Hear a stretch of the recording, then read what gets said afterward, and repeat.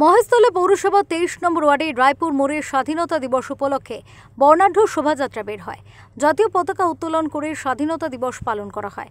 পতাকা উত্তোলন করেন মহেশতলা যুব তৃণমূল কংগ্রেস সভাপতি এবং 28 নম্বর ওয়ার্ডের পৌরপিতা শুভনাথ চৌধুরী। উপস্থিত ছিলেন বিশিষ্ট সমাজসেবী জাহাঙ্গীর হাজী সাহেব। উপস্থিত ছিলেন 23 নম্বর ওয়ার্ডের যুব সভাপতি শেখ বাপ্পা। মহেশতলা পৌরসভার পৌরপ্রধান জনাব আবু তাহির মোল্লা সাহেবও উপস্থিত ছিলেন। বছর এখানে করি, এলাকার মানুষ অনেক খুশি হয়। তো বাচ্চাদের জন্য আমরা স্কুলের অনুষ্ঠানটা করি, সবাই মিলে আমরা হিন্দু মুসলিম সব ধর্মকে নিয়ে আমরা অনুষ্ঠান করি।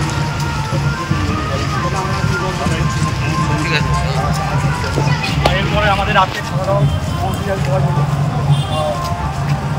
আপনারা যে আজকে কয়েকশো বাচ্চাদের আজকে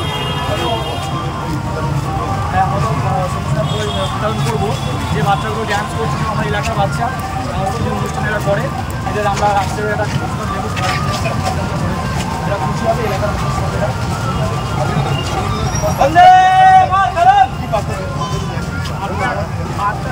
একটা জিনিস দিতে চাই আমরা ভারতবর্ষে বাস করি, আমরা হিন্দু মুসলিম সবাই একত্রিত হয়ে আমরা থাকবো এবং আমরা আছি।